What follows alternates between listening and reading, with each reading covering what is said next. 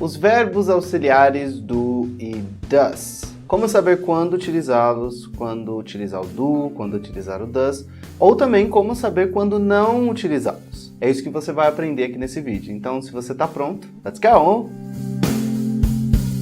Ok, so o objetivo da nossa aula hoje, então, é falar sobre como usar os auxiliares do, does, para fazer afirmações, sentenças negativas e também sentenças interrogativas. Bom, para começar, nós vamos falar um pouquinho sobre quem são esses auxiliares, né? Para que eles servem no inglês. Bom, para fazer isso, eu gostaria de começar falando sobre quando que eu preciso usar um auxiliar, né? E como entender essa estrutura da língua inglesa. Então, vamos começar falando o seguinte.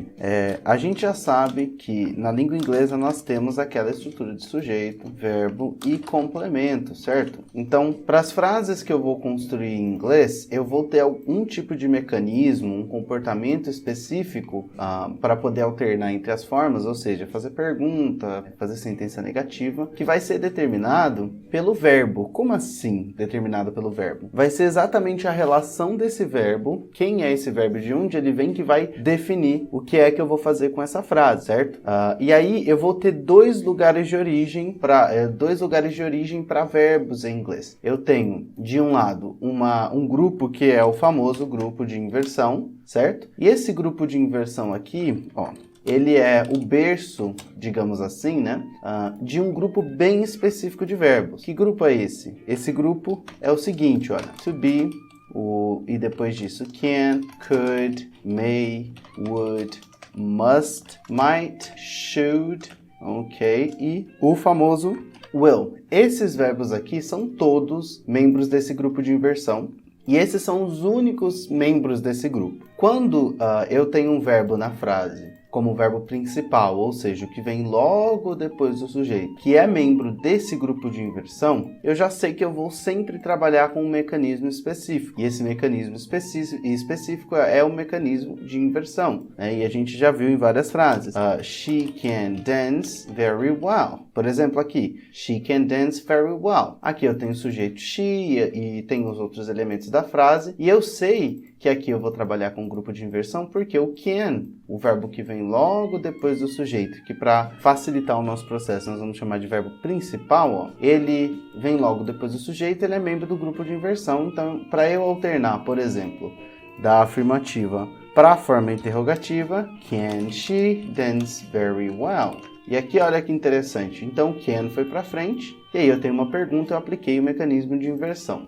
Para a sentença negativa desses verbos, eu vou trabalhar com uma regra máxima do inglês, que é essa aqui, ó. She can, para fazer negativa uma frase, eu sempre coloco not depois do verbo principal, que a gente vai chamar aqui nessa aula de o verbo que vem logo depois do sujeito. Então, she cannot dance, e aí eu termino a minha frase e ela é uma frase negativa. E aí eu tenho a contração can't, por exemplo, que é a junção do can mais o not, que também vai funcionar do mesmo jeito. Not está depois de can. Então, por que eu sei como trabalhar com esses verbos tranquilamente? Porque porque o can e qualquer um desses verbos são do grupo de inversão e eu vou trabalhar assim. Então, antes da gente falar de quais situações eu vou usar o do ou does, a gente precisa começar falando sobre quais situações eu não vou usar o do e o does. E quais serão estas? Serão situações em que o verbo principal da frase, ou seja, para nós aqui, aquele que vem logo depois do sujeito, é qualquer um destes aqui que a gente tem nessa lista. Se for qualquer um desses, eu já sei que eu não vou poder usar o do e does, ok? Good. Então, bom, agora que a gente já passou por isso aqui, já vimos isso, anota essa lista de verbos aqui para você não se esquecer. Se você já estudou eles, faça uma separação aí em sua mente para saber que quando qualquer um deles é verbo principal da frase, eu não vou usar o do e does. E se você ainda não aprendeu, anota eles aí, procura aqui no nosso YouTube que tem vídeos sobre esses verbos todos e também tem podcasts para você que precisa. Então vai lá no Spotify, procura a gente no iTunes, também estamos lá nas maiores plataformas de podcast. Você encontra a gente e você vai ver vídeos e áudios para aprender sobre os membros do grupo de inversão. Ponto. Já falamos então de quando eu não vou usar o do e does, ou seja, quando o verbo não vou usar quando o verbo principal da frase for membro do grupo de inversão. Agora vamos falar de quando eu vou usar o do e does, quando o verbo principal da frase for qualquer outro verbo, certo? Bom, então, agora que a gente já viu o que é esse grupo de inversão, nós vamos falar, então, o grupo de inversão é o primeiro lugar de origem de verbos, certo? Então, a gente já sabe que este é o lugar de origem desses verbos que a gente tem aí. O segundo lugar de origem de verbos no inglês é o do grupo do e do grupo does. Como assim? O que eu quero dizer aqui? Esse é um grupo de verbos que a gente tem na língua inglesa, tá? Que se difere do grupo de inversão. E quem são os membros desse grupo aqui? Os membros desse grupo aqui são qualquer verbo, certo, de ação. Ou, se você quiser trabalhar, qualquer verbo que não seja aqueles do grupo de inversão. Então, ó, vamos colocar um exemplo aqui. To speak, to dance, to work, to travel, to write, to call, to like. Qualquer verbo de ação que eu tiver que não for membro do grupo de inversão, ele vai ser membro do grupo do e does. E aí que a coisa fica interessante. Quando usar estes auxiliares? Quando o verbo principal da frase, ou seja, para nós aqui, aquele que vem logo depois do sujeito, for um desses verbos aqui, qualquer um. Dá para ver que essa lista aqui é enorme. Não acaba. Qualquer verbo de ação. Pensa aí. Falar, comer, beber, dançar, olhar, perder, ganhar. Todos os verbos de ação vão ser daqui, exceto esses aqui que a gente já viu. Então, vamos ver um exemplo aqui, ó. Ok. She likes to dance.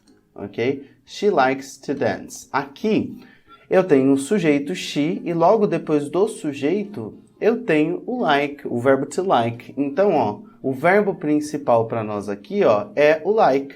E aí sim eu vou usar do ou does. Agora vamos falar de quando exatamente usar o do e o does. Vamos lá. A gente já sabe que o do a gente vai usar para tudo aquilo que é plural, tá bom? Na língua inglesa, aquilo que é plural, eu vou usar o do. Com uma exceção específica que é para I. Sim, eu vou usar o do para fazer perguntas quando o sujeito da frase for I. Mas por que eu vou usar? Porque I am special. Então vamos olhar para o I na língua inglesa como algo muito diferente e especial. Então, para I, eu vou usar o do, ok? Agora, you a gente já sabe que pode ser vocês ou vocês, certo? Então, como you pode ser vocês ou vocês, eu vou usar ele aqui nessa linha do do também, tá?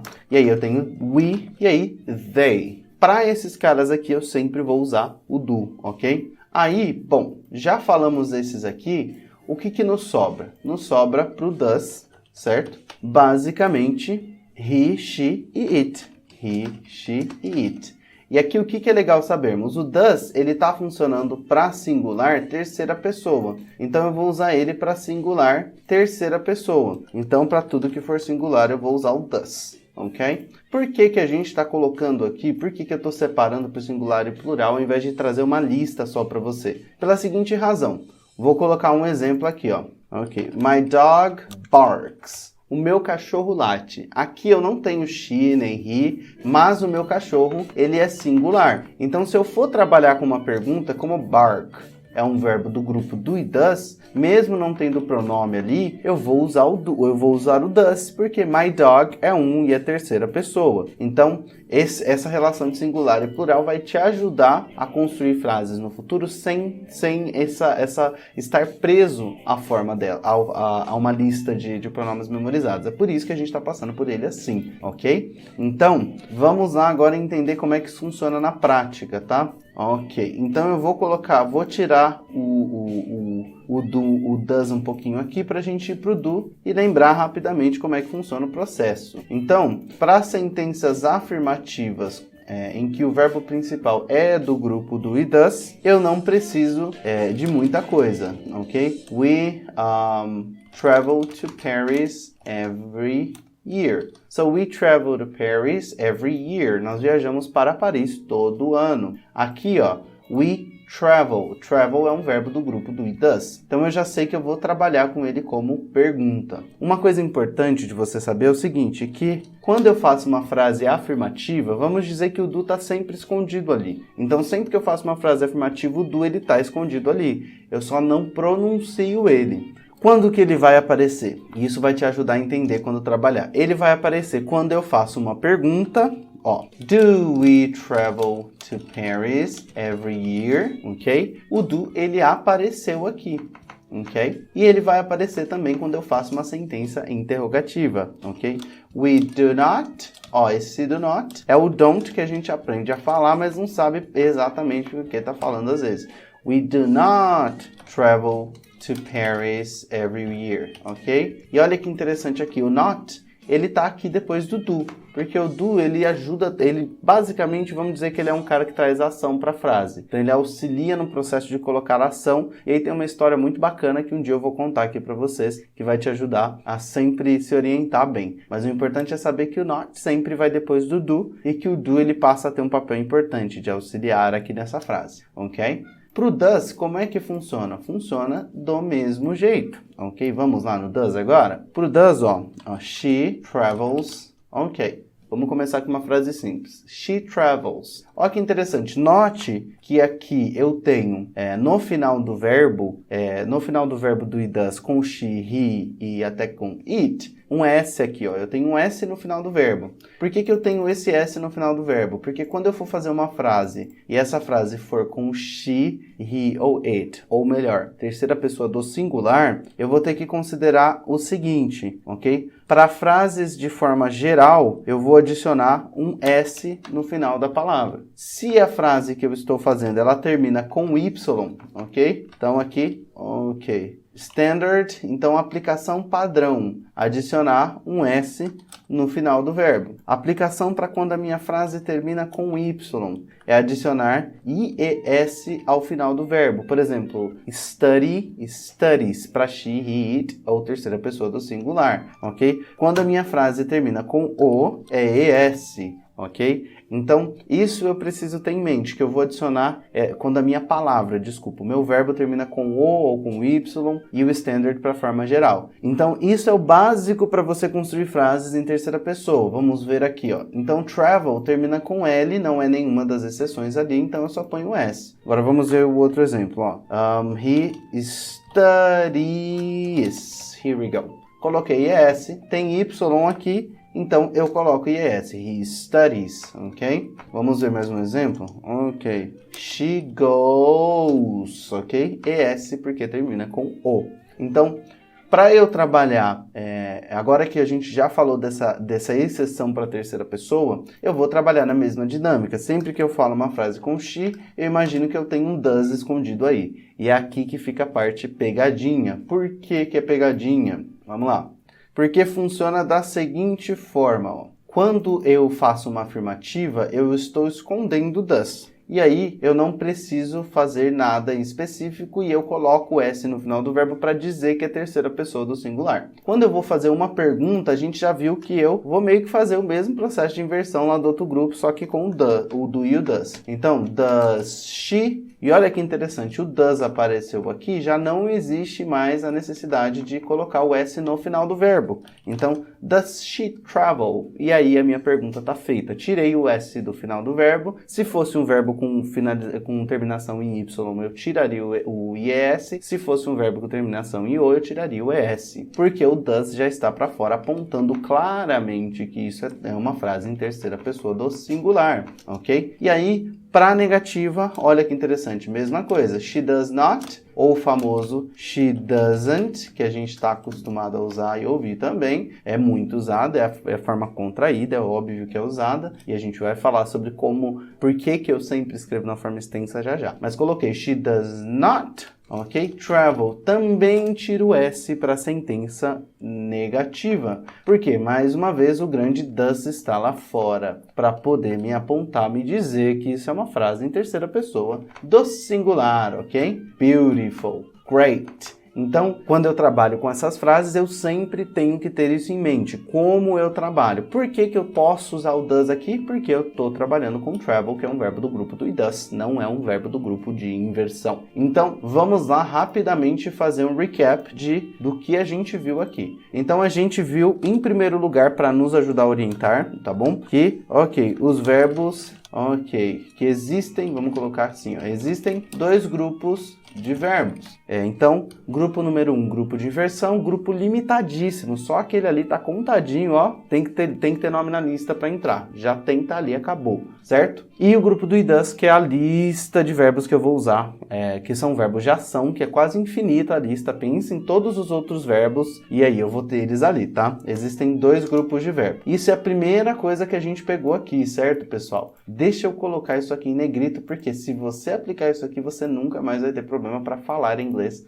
usando o do it does, ok? Então, existem 2 grupos de verbos. Número 2, ok? A origem do verbo principal da frase determina o mecanismo que vou utilizar para transitar, entre formas. Então, número 2, ok? A origem do verbo principal da frase determina o mecanismo que eu vou usar para transitar entre formas. É isso mesmo. Se é um verbo do grupo de inversão, já sei que eu vou aplicar aquele mecanismo simples. Se é do grupo do it does, eu vou ter que aplicar o mecanismo do it does, ou seja, colocar o do ou o does de acordo com o pronome plural, singular, terceira pessoa, ok? Very good. E finalmente nós aprendemos aqui também, certo, que o do e o does referem-se ao seguinte: do para plural, certo? E aí, plural com as exceções de I e you, certo? E o does eu vou usar para singular, third person, ok? Singular, terceira pessoa. That's beautiful. Então, é isso que você precisa para trabalhar suas frases. Comenta aqui embaixo como é que foi para você analisar essa perspectiva do inglês. Você percebeu uma coisa? Que eu não trouxe um monte de gramática para você no sentido, na forma estrutural como a gente tem no português? Você percebeu que a gente trabalhou com termos mais conceituais? É porque o inglês é um idioma diferente do português. O inglês é um idioma germânico, ele vem de outro lugar. Então, não adianta você querer colocar a estrutura do português para ensinar inglês. Não vai funcionar. O inglês tem um comportamento diferente e esses são os mecanismos que você vai usar. Se você quer praticar mais, tem vídeos, tem áudios em nossos podcasts falando sobre temas como esse. Então, não esquece de dar uma olhadinha no Spotify, no iTunes, no Deezer, para você encontrar conteúdos como esse. Importante também, comenta aqui embaixo o que você gostaria de aprender em inglês, de forma simplificada. Então, se você quer trabalhar um pouquinho mais o seu inglês, se você quer aprender mais, comenta aqui. Foi bom ter você aqui comigo e eu vejo você na próxima, ok? Bye, bye!